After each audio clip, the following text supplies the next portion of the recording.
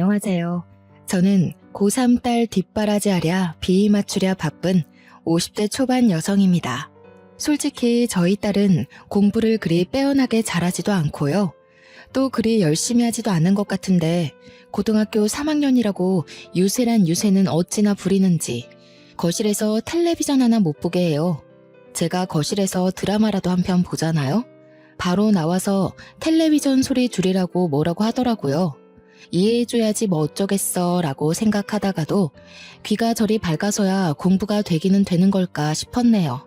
지금도 저는 딸이 뭐라고 할까봐 안방에 들어와서 라디오를 듣고 조심스레 사연을 적는 중이에요.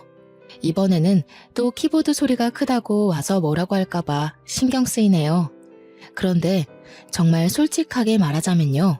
고등학교 3학년이라고 유세 부리고 성질 부리는 딸이 저는 너무나도 기특하더라고요. 대부분의 제 또래 부부들은 자식들이 성질 부리면 키워준 은혜도 모른다느니 다 크고 부모 섭섭하게 한다더니 그런 식으로 말하고는 하던데요. 우리 가족과 다른 가족들이 조금은 다른 사정을 갖고 있어서 서로의 마음이 다른 것 같더라고요. 저도 언젠가 딸에게서 배은망덕하다는 감정을 느낄 수 있을까요? 아무튼 우리 가족은 이렇게 잘 살고 있어요 하고서 자랑하고 싶은 마음에 이 사연을 쓰게 되었어요. 이 사연을 적으며 벌써 눈물이 날 것 같지만 꼭 참고 열심히 적어볼게요. 저는 위로 오빠가 한 명 있고요. 워낙 가부장적인 가정 속에서 자랐어요. 매 끼니마다 오빠가 남긴 밥과 반찬을 먹는 건 기본. 어린 나이부터 여자라는 이유로 요리면 요리, 설거지면 설거지, 온 집안일을 하며 자라왔네요. 주방에 들어오기라도 하면 큰일이라도 날 듯 굴던 아빠와 오빠가 생각나네요. 아빠와 오빠는 저와 엄마가 밥상을 차리지 않는 한 손 하나 까딱도 안 했죠. 그런 가정 환경에서 자랐던 제가 성인이 되고서 결혼 소식이 따로 없자 엄마부터 시작해서 할머니, 아빠, 오빠 아주 집안이 난리가 나더라고요. 제가 어디 하자 있는 것도 아닌데 왜 결혼을 안 하냐는 소리부터 시작해 맞선을 알아봐 주겠다면서 부모님 친구의 아들을 소개해주려 애쓰더군요. 그 당시엔 결혼을 안 하면 사람을 이상하게 보곤 했기 때문에 그렇게 등 떠밀려 맞선을 봤어요. 부모님 친구의 아들이라는 사람과 맞선을 보고 몇 번을 더 만나니까요. 자연스럽게 결혼 얘기가 오가면서 결혼 분위기가 형성되더니 어영부영 제 의견을 말할 시간도 없이 그 사람과 결혼하게 되더군요. 처음부터 그 사람이 제 마음에 들었던 것은 아니었는데 또 그리 마음에 안 들었던 것도 아니었거든요. 다만 조금 더 알아갈 시간이 있었으면 좋았을 텐데 싶어요. 저의 결혼은 사랑이라는 감정보다는 현실과의 타협으로 이루어진 결혼이라 초반에는 남편과 어색하기도 하고 서먹하기도 했는데요. 정말 다행스럽게도 남편은 알아갈수록 좋은 사람인 듯 싶었어요. 저희 부모님은 정말 한 가부장 하셨거든요. 그런데 남편은 2대 독자여서 그런지 시부모님은 더했지 덜하지는 않더라고요. 저는 결혼하면서 집을 구할 때 시댁에 들어가지도 않고 일부러 시댁과 멀리 떨어진 곳으로 구했는데요. 세상에 시부모님이 우리를 따라서 옆집으로 이사까지 오셨었어요. 교육해야 한다면서요. 어느 정도인지 대충 예상 가시죠? 진득하게 따라온 시부모님은 역시나 한 가지만 하시지 않으셨네요. 제가 만든 반찬 트집 잡기는 물론이고 매일같이 신혼집에 찾아와 참견하시고요. 그리고 결혼하자마자 저에게 아들을 낳으라며 강요하시더라고요. 남편은 그런 시부모님을 보며 제발 그만 좀 하시라고 했지만 이미 손자의 혈안이 된 시부모님에게는 아들의 말도 소용이 없더군요. 저의 첫 아이는 생각보다 이르게 찾아왔는데요. 집안의 모든 기대를 비웃기라도 하듯 딸이었습니다. 첫 손주가 딸이라는 소식을 듣자 시부모님은 저에게 고생했다는 격려는커녕 굉장히 구박하시더라고요. 그런데 그도 잠시 또 낳으면 된다고 생각하셨는지 시어머님은 저를 위로한답시고 말 한마디 적선하듯 베푸셨습니다. 첫째가 딸이라 아쉽지만 나중에 우리 장손 볼 거 생각하면 오히려 더 좋은 거일 수도 있겠지.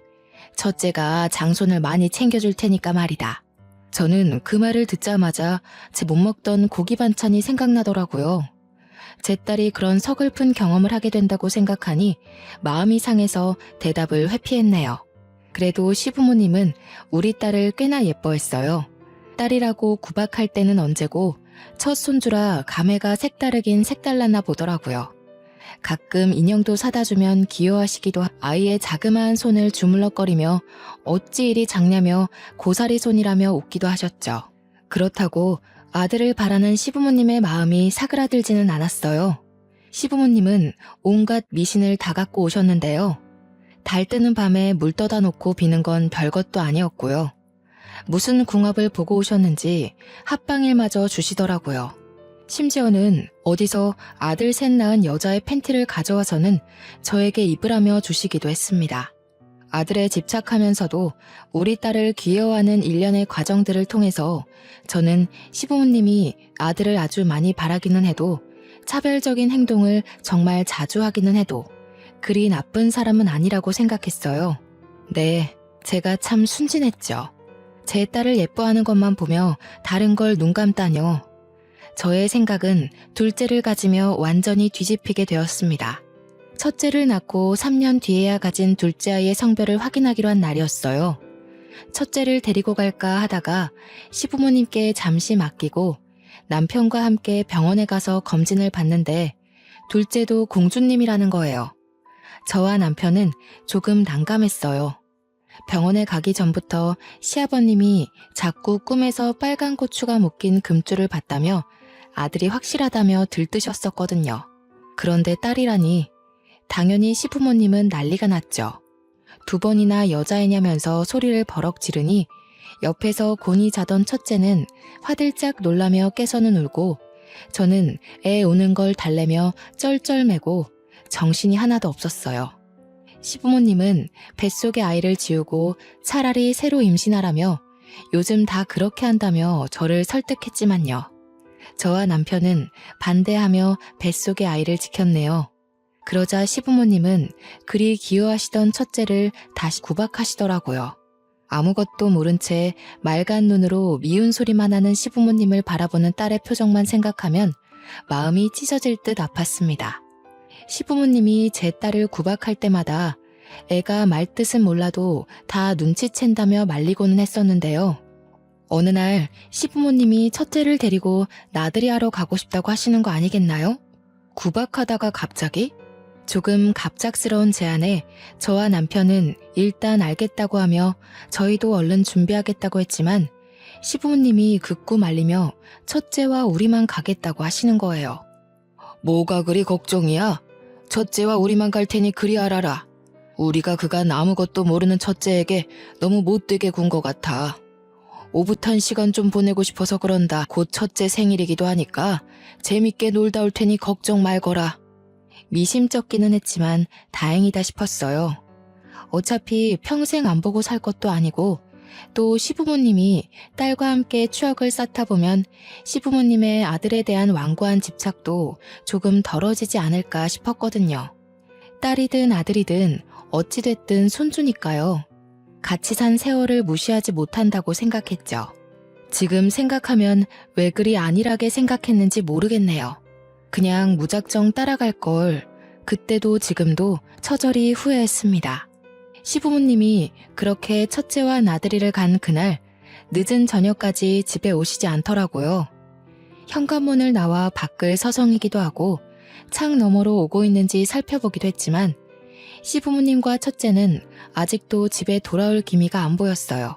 재밌게 놀고 있나 보다 싶으면서도 그 어린 걸 데리고 뭐 어떻게 노시길래 이리 늦으시는 거지? 하는 마음이 들었어요. 시부모님은 아주 늦은 밤에 한 치 앞도 안 보일 정도로 깜깜한 밤이 되어서야 집에 도착하셨습니다. 그런데 시부모님 옆에 첫째가 분명히 있어야 하는데 안 보이는 거예요. 저는 당황하며 시부모님께 아이가 어디에 있는지 여쭤보았죠. 그런데 시부모님이 하시는 말이 아주 사람 분통 터지게 하더라고요. 어린 것이 아장아장 걸으려고 하길래 손 붙잡고 걸었더니 어느샌가 보니까 애가 없어졌더라고. 우리가 근처 파출소도 가보고 미아 찾기 방송도 해봤는데 소득이 없었어. 미안해서 어째? 어떡하면 좋아? 저는 이 상황이 이해가 안 가더라고요. 저보다 당황해야 할 사람은 아이를 잃어버린 시부모님 아니겠어요?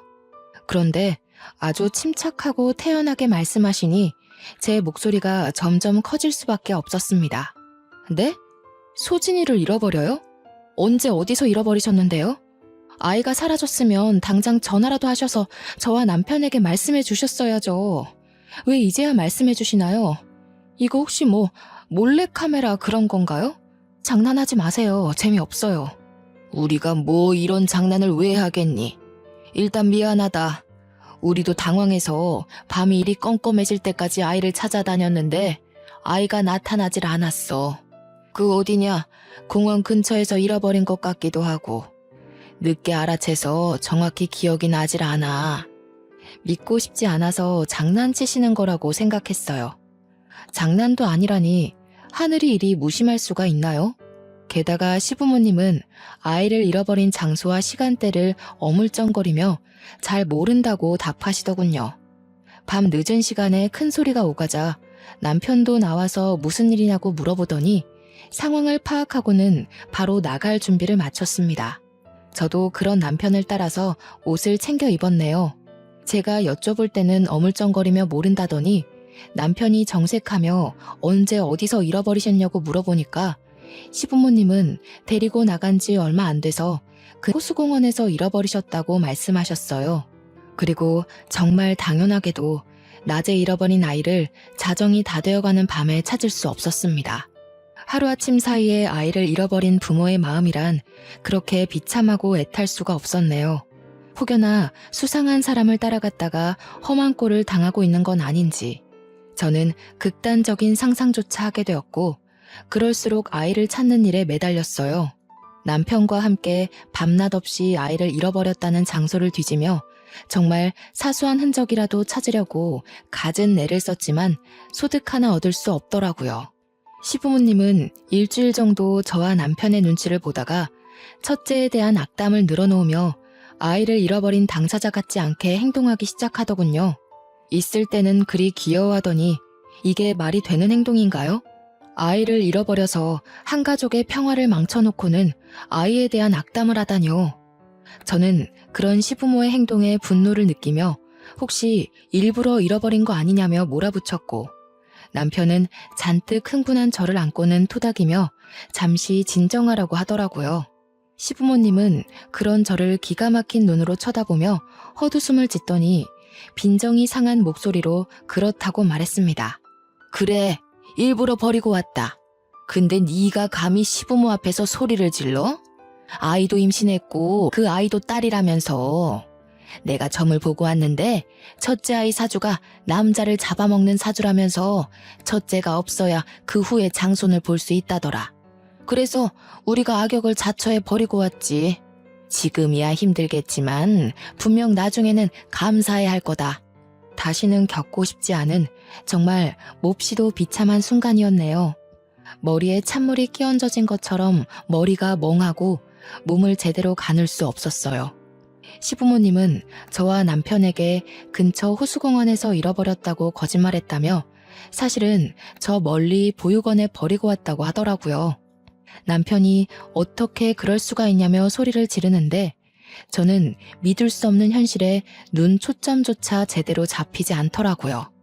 어디에다가 내 딸을 버렸냐며 울부짖는 남편의 목소리와 그저 때되며 고마워할 거라는 말만 하는 시부모의 말이 번갈아 가듯 허공을 맴돌더니 저의 가슴에 비수가 되어 꽂혔고 광경을 가만히 바라보던 저는 갑자기 배가 너무 아프고 머리가 어지러워 결국 쓰러지고야 말았습니다. 일어나니 병원이었고 그 모든 게 꿈이 아니더군요. 남편은 저의 손을 붙잡은 채 울고 있었어요. 안 좋고 힘든 일은 왜 항상 겹쳐서 오는지. 그때는 하늘이 너무 무정하게 느껴지고 이 모든 상황이 원망스러웠습니다. 남편이 저에게 미안하다며 뱃속에 품은 지 몇 달도 안 된 둘째를 보내줬다면서 우는데요. 제가 위험해서 수술에 동의했다면서 그리 하염없이 우는데 그런 남편을 보면서도 저는요 눈물 한 방울조차 안 나오더라고요. 2명의 아이를 이렇게 쉽게 잃을 수가 있나 현실 같지 않고 악몽을 꾸는 것 같았어요. 저는 몸부터 회복해야 했기에 그때 남편이 참 고생을 많이 했었죠. 첫째를 찾기에는 둘이서도 버거울 텐데 남편은 입원한 저까지 챙겨가며 첫째를 찾아야만 했습니다. 그러니 우리의 모든 노력은 물거품이 되어버렸고 우리는 두 아이를 모두 한순간 잃어버렸다는 걸 인정할 수밖에 없었네요. 시부모님과의 관계는 끝을 모르고 최악으로 향했죠. 여기서 어떻게 더 최악일 수 있을까 싶었는데요. 최악에도 정도가 있는지 그럴 수가 있더라고요. 시부모님은 여전히 정신도 못 차린 채 입난 저를 찾아오기까지 하시며 아들을 낳으라고 말했습니다. 오히려 잘 되지 않았니? 또 딸을 낳으며 시간을 낭비하는 것보다는 바로 한 번에 남자아이를 낳는 게 너에게도 좋은 선택지일 거다. 애 낳는 게 얼마나 힘든 일인데. 지금이야 네가 많이 힘들겠지만 그래도 아들 하나 낳고 보면은 모든 게 다 나아질 거야. 누구 때문에 자식을 둘이나 잃었는데 이가 바득바득 갈리더군요. 반성조차 하지 않는 태도에 시부모님이 과연 사람이기는 한 것인지 의심이 갈 정도였네요. 인두껍을 쓴 인간, 아니 그보다도 못한 무언가로 느껴졌죠. 남편은 너무나도 지친 얼굴로 그런 시부모님을 바라보다 한마디 했습니다. 그게 대체 사람이 할 말입니까? 이게 대체 사람이 할 짓이고요. 왜 이렇게 악독하게 변해버리셨나요?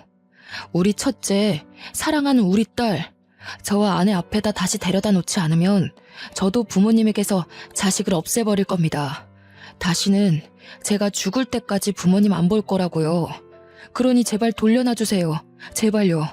시부모님 두 분 모두 남편이 처절히 무너지는 모습을 보면서도 별다를 게 없는 표정이었어요. 시어머님은 남편이 안쓰럽기는 했는지 남편을 안아주려 했으나 남편은 그런 시어머님의 몸짓을 피하더라고요. 시아버님은 찌타고 혀를 한번 차시더니 말씀하셨네요. 아직도 정신을 못 차린 게야. 정신머리 빠져가지고는 어디서 큰 소리를 내? 지금이야 예비를 원망하겠지만 나중에는 분명히 감사해야 할 거다. 더 멀리 미래를 생각해야지. 장손을 낳거라. 그럼 모든 것이 해결돼. 말이 통하지 않는 벽도 이보다는 말이 통할 것 같았네요. 말을 할 수 없는 짐승조차도 이보다는 나을 것 같았고요. 제가 퇴원하고 나서도 시부모님은 저희 집까지 찾아와서 계속 아들을 낳으라며 종용했습니다. 그때까지도 첫째 딸의 소식은 없었어요. 저와 남편이 전단지를 수백 장 뿌려도 파출소에 밥 먹듯 오가며 실종아동이 있는지 물어도 이 좁은 대한민국 땅에서 딸 하나 찾기가 그리 어렵더군요. 바로 옆집에 살았기 때문에 시부모님을 완전히 무시하기가 힘들었지만요. 저와 남편이 충청도로 거주지를 옮기면서 연을 확실하게 끊어냈습니다. 저도 남편도 시부모님을 바라보기가 힘들었거든요.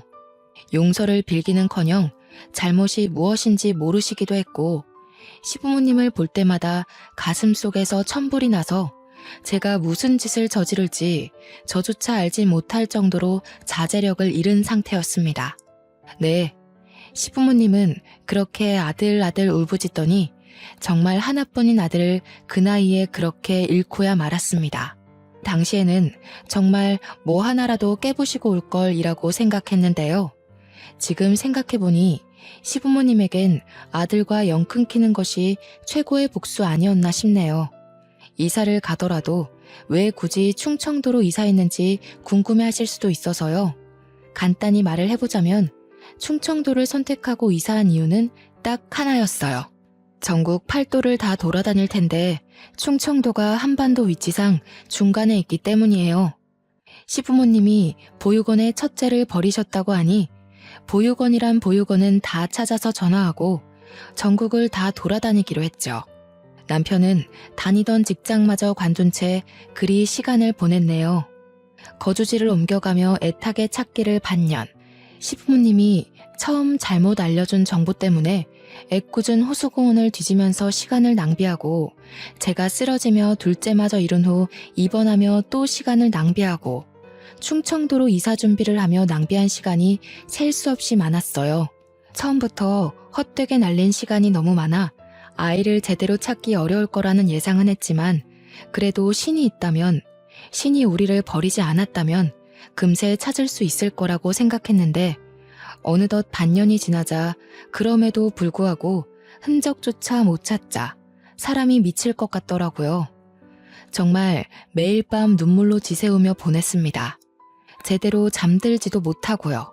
나중에는 또 아무런 정보조차 못 들을까봐 보육원에 전화를 거는 게 무서워지더군요.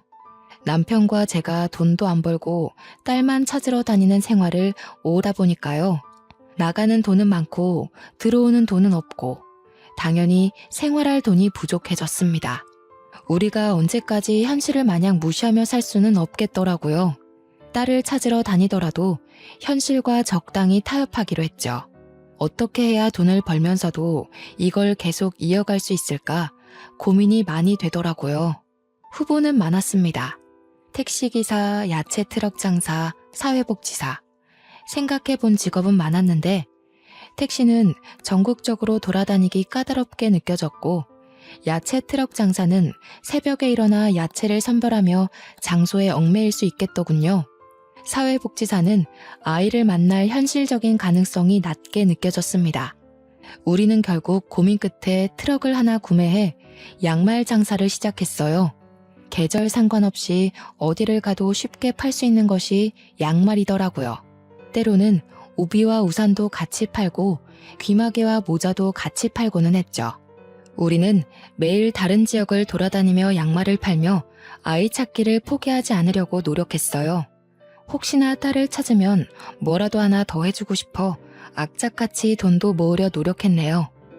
저는 남편의 곁에서 휴가철에는 뻥튀기를 같이 팔기도 하고 입학식, 졸업식 때가 되면 꽃다발을 만들어 꽃을 팔기도 하며 뭐 하나 더 벌어보려고 발버둥을 쳤습니다.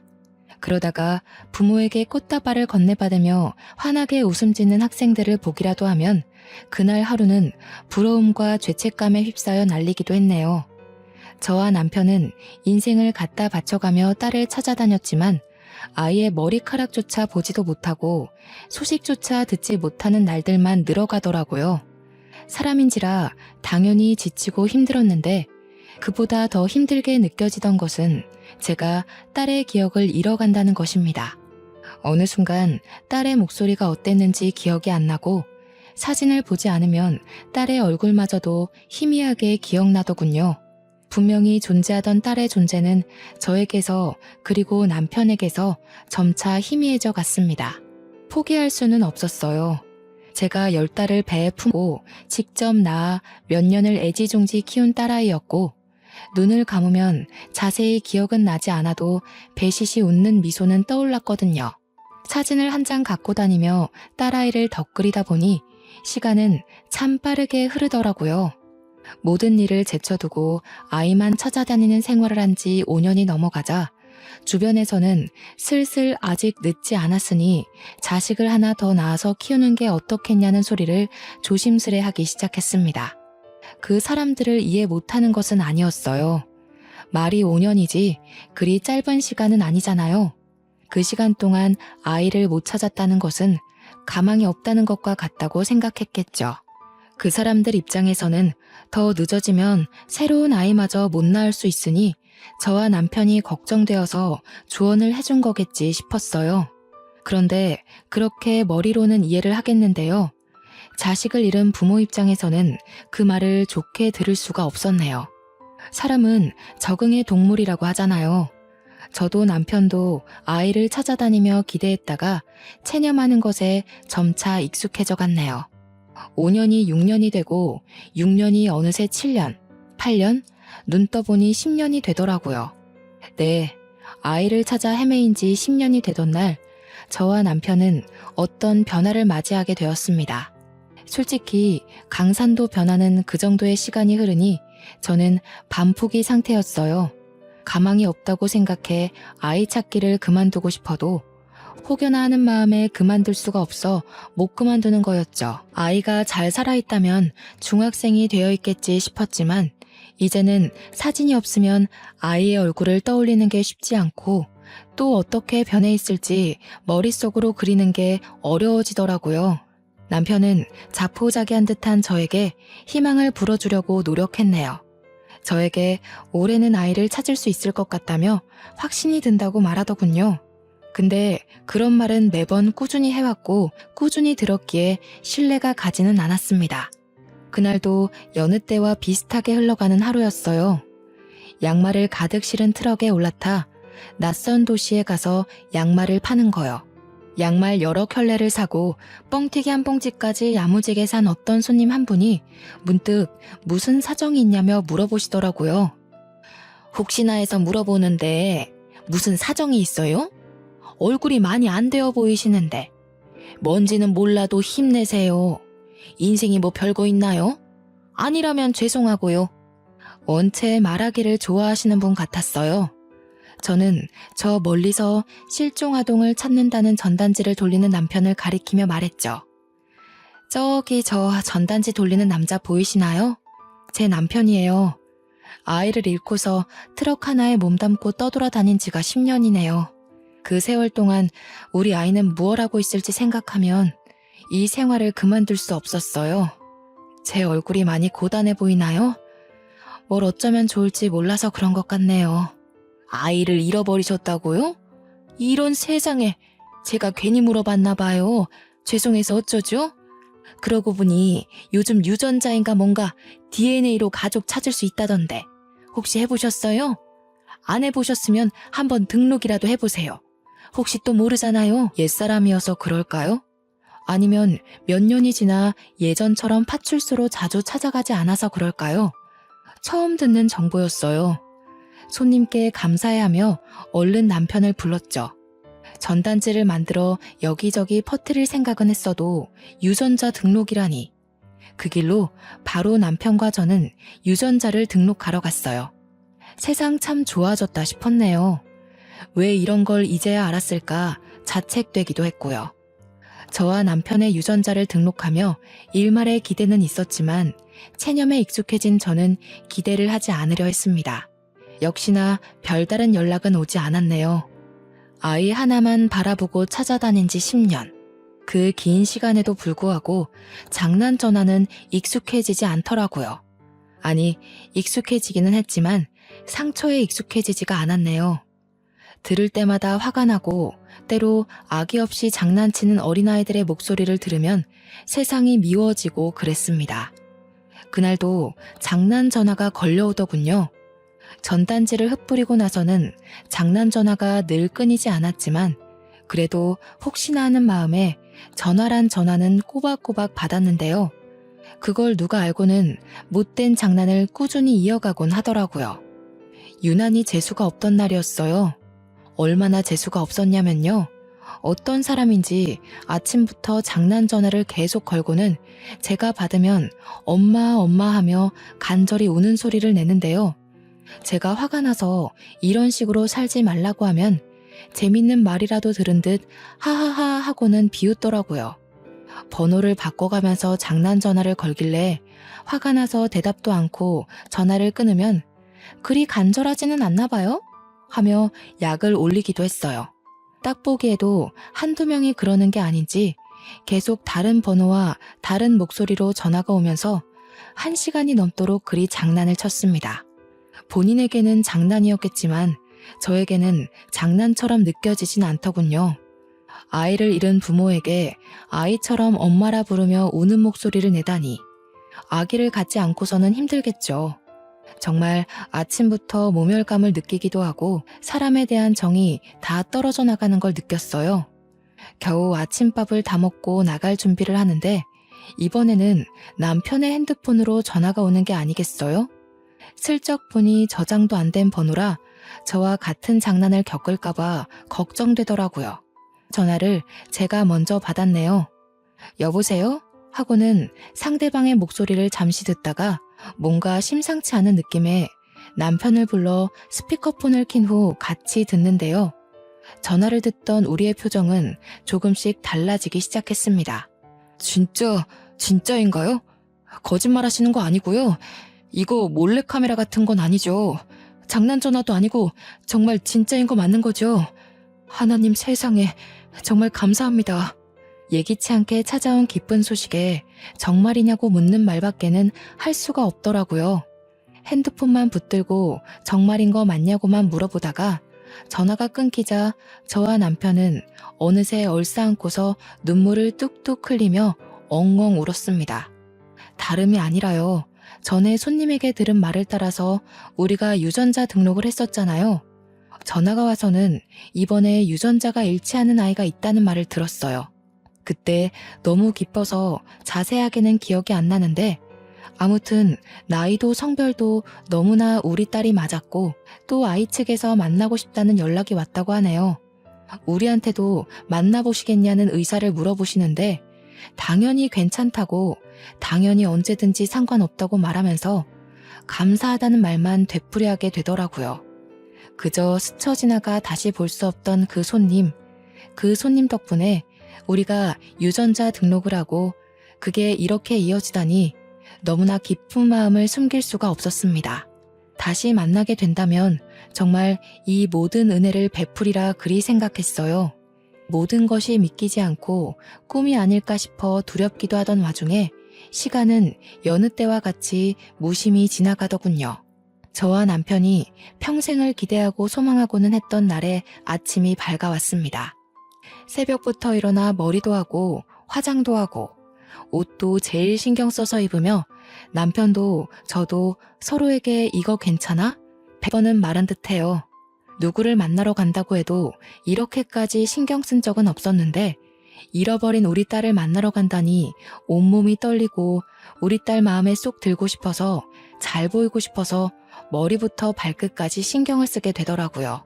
약속 장소에 도착하자 심장이 막 쿵쾅거리고 불안하기도 하고 그냥 벌써부터 눈물이 나올 것 같았습니다. 남편도 긴장이 됐는지 주차를 하면서도 손을 미세하게 떨더라고요. 차문을 열고 나가기 전에 서로 심호흡을 하며 격려해 주었죠. 괜찮을 거야. 우리 딸이 부담스럽지 않게 하자. 우리가 꿈꿔왔던 날이니까 걱정하지 말자. 저와 남편은 서로의 손을 꽉 붙잡고 건물 안으로 조심스레 들어갔어요. 들어가자마자 어떤 중학생쯤 되어 보이는 아이가 앉아있는 게 눈에 박히더군요. 아이와 눈이 마주치자마자 저 아이가 바로 내 아이라는 확신이 들면서 마음이 술렁거렸지만 오랜만에 첫 만남을 저의 눈물로 망치고 싶지는 않았기에 요동치는 제 감정을 억지로 억누르고 눈물을 참으려 노력했습니다. 마주 앉아 딸과 인사를 나눴는데 그 모든 상황이 벅차오르더라고요. 일단 아이의 음료부터 사주고 싶어서 뭐 먹을래? 하고 물어보았습니다. 딸은 코코아가 먹고 싶다고 말했어요. 어렸을 때도 단 거라면 사족을 못 썼는데요. 일이 오랜만에 만났는데도 그 사실은 변하지 않았더군요. 나오길 기다리면서 무슨 말이라도 꺼내야겠다고 생각했었지만요. 너무 오랜만에 보는 다시는 못 볼 수 있겠다 생각했던 딸의 모습을 볼 수 있게 되자 그저 하염없이 바라만 볼 수밖에 없었어요. 단정하게 빗어진 아이의 머리카락, 반듯한 이마와 살짝 처진 속눈썹, 동그란 어깨와 조약돌 같은 아이의 손톱, 어색한 듯 미묘하게 내려간 입꼬리. 귀하다는 게 이런 건가 싶고 행복했어요. 음료를 마시면서 천천히 우리의 이야기를 펼쳤습니다. 딸은 우리가 어떻게 지냈는지, 본인을 찾기는 했는지 물어보더라고요. 깊은 대화를 이어가게 되었네요. 그럼 어떻게 찾지 않을 수가 있겠니? 다니던 직장도 그만두고 충청도로 거주지도 옮겨가며 온 사방을 다 떠돌아다니며 널 찾아 헤맸지. 성과는 없었지만 지금 네 얼굴을 바라볼 수 있으니 그것만으로 만족한단다. 딸은 궁금한 게 많았는지 끊임없이 우리에게 질문하더군요. 그런 딸을 바라보며 저와 남편은 우리가 얼마나 너를 찾아다녔는지, 우리가 어떻게 헤어지게 되었는지 그 모든 것을 사죄하듯 낱낱이 다 말해주었습니다. 얼마나 찾아다니셨어요? 어떻게 우리가 헤어지게 된 거고요? 왜 이제서야 우리가 만나게 된 건가요? 왜 제가 만나자고 하는 걸 수락하셨어요? 널 잃어버린 날부터 단 하루도 빠짐없이 네 생각을 안 한 적이 없었어. 그 후 내 모든 인생을 포기하고 너를 찾아다녔다 해도 과언이 아닐 정도로 그리 찾아다녔어. 자그마치 10년이야. 솔직히 만나지 못할 거라는 생각도 했지만 너를 찾아다니는 걸 포기할 수는 없었어. 죽지 못해 살았단다. 너를 잃어버린 건 우리가 아니라 나의 부모님이었지. 그때 이후로는 연락을 안 해서 지금은 어떻게 살고 있는지 알 수는 없지만 그때 부모님이 우리에게 아주 큰 잘못을 저질렀단다. 그래서 너를 잃어버리게 된 거야. 네가 우리 옆에 없다는 걸 알게 된 후부터 정말 미친 듯이 찾아다녔어. 정말 자세하게 솔직하게 이야기해주고 싶은 게 많았지만요.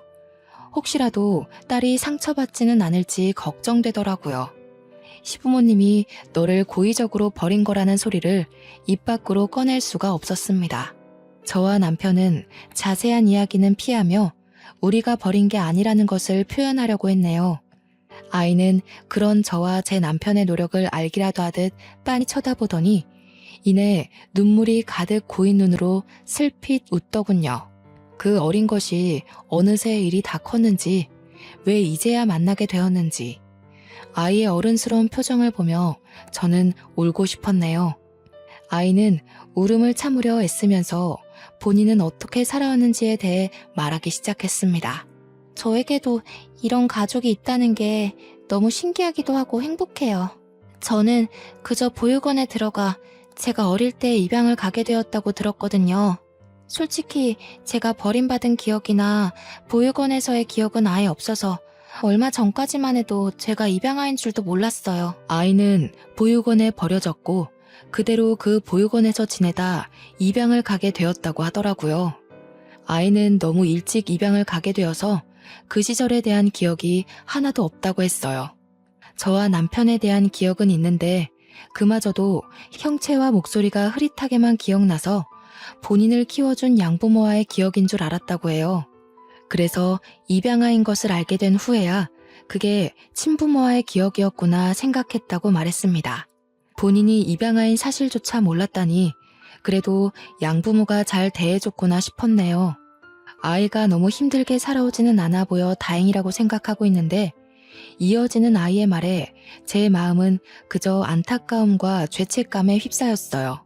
저는 제가 입양아인 줄도 모르고 자랐는데요.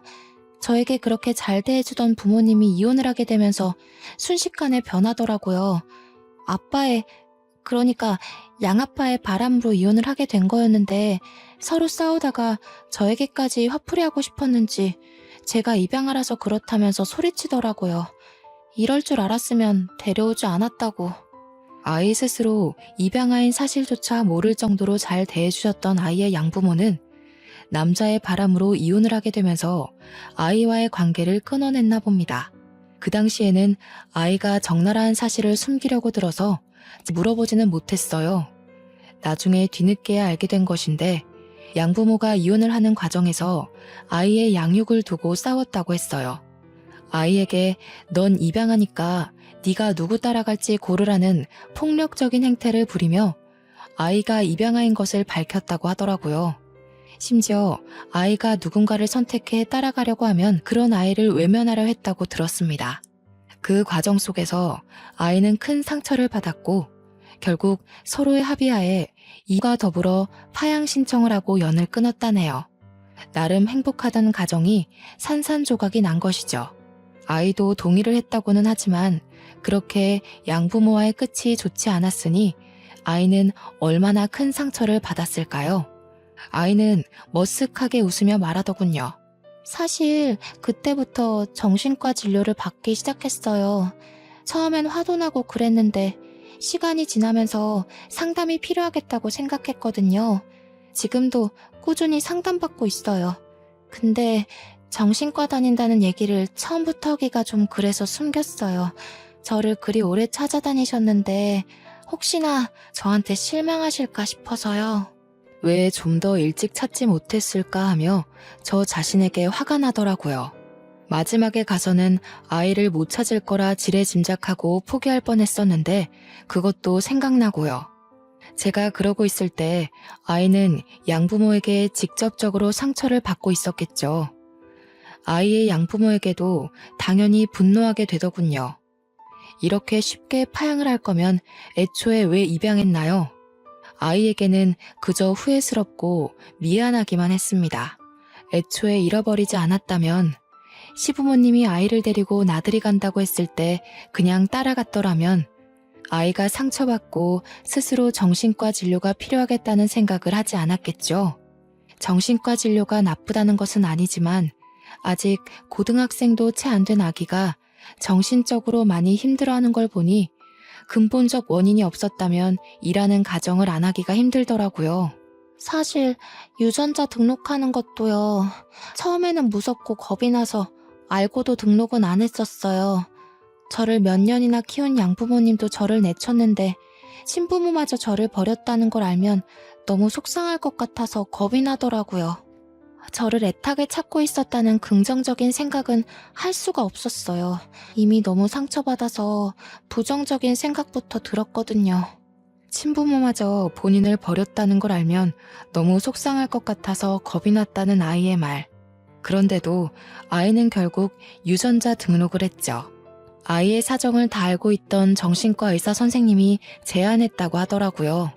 그래도 한 번은 용기를 내서 검사를 받아보는 것이 낫지 않겠냐며 조언도 해주고 용기 또한 주셨다고 했어요. 정말 감사한 분이시죠. 우리가 유전자 등록을 해봤자 아이가 등록을 안 하면 이렇게 마주보고 있을 수 없었으니까요. 아이는 정말 몇 날 며칠을 밤새워 고민하다가 떨리는 마음을 부여잡고 DNA 등록을 했는데 우리를 만나니까 의사 선생님께 너무 감사하다며 울먹였습니다. 용기를 낸 결과가 너무 좋게 나와서 제대로 된 가족을 만나서 너무 행복하다고 하더라고요. 그런 아이를 꼭 안아주다가 저도 눈물이 나왔네요. 남편은 옆에서 펑펑 울더라고요. 아이보다 더 우는 것 같아서 웃음이 조금 나왔습니다. 갑작스럽지만 그래서 더 행복한 재회를 하니까 이게 꿈이 아닐까 간절함에 나도 모르게 내가 만들어낸 상상이 아닐까 싶어서 스스로 볼도 꼬집어보고 그랬는데요. 볼이 아픈 걸 보니 현실이구나 싶어 실실 웃음만 나더라고요. 아주 아기 일정만 기억하다가 불쑥 큰 아이의 모습을 보니 정말 우리를 빼닮았구나 싶기도 하고 그 사이의 공백이 아쉽기도 했습니다. 둘째도 생각이 나면서 얼굴도 보지 못하고 수만 번 제대로 내보지 못한 아이는 어쨌을까 싶었네요. 정말 별 생각 다 했죠. 아이와는 서두르지 않으려고 했어요. 10년 만에 공백이 피가 이어졌다는 이유로 금세 없어지지 않으니까요. 천천히 친해지다 조심스럽게 같이 사는 것이 어떠겠냐고 물어보았고 활짝 웃으며 그런 제 말을 기다렸다고 했습니다. 어차피 갈 곳도 없었다며 응답을 하는데 마음이 조금 아팠네요. 그때 아이가 중학생이었고 눈 깜짝할 새 몇 년이 지나 지금은 고등학교 3학년이 되어서 이번 수능을 본다고 대학 입시를 준비한다고 유세란 유세를 다 떨고 있답니다. 저와 남편은 아이의 고3 히스테릭에 요즘 살얼음판 걷지만요. 너무나도 행복해요. 우리가 편하지 않다면, 우리를 믿지 않는다면 딸은 저렇게까지 성질을 부리지 못했을 테니까요. 물론 조금 성질을 줄여줬으면 좋겠다는 마음은 당연히 있죠. 점점 심해지는 것 같기도 해서 딸의 이런 모습을 좀 더 즐긴 후에 조심스레 말해보려고요. 아이를 잃고 다시 찾기까지 참 여러 일이 있었고 많은 시간이 지났네요. 유전자 등록이라는 것을 알려준 이름 모를 손님과 딸에게 용기를 준 딸의 상담의사 선생님께 너무나도 감사하고 앞으로 딸아이의 상처를 보듬어주면서 사랑만 가득가득 주려고 해요. 그간 전해주지 못한 사랑이 너무나도 많이 쌓여가지고요. 지금은 잃어버린 10년에 비하면 딸과 정말 짧은 시간 함께 했는데 앞으로 살아가면 살아갈수록 떨어져 있던 그 10년이 짧게 느껴질 수도 있겠죠. 그러면 저는 여기서 글을 마치도록 할게요. 제 사연 들어주셔서 감사하고 여러분들도 사랑 가득한 나날들 보내시길 바랍니다. 안녕히 계세요.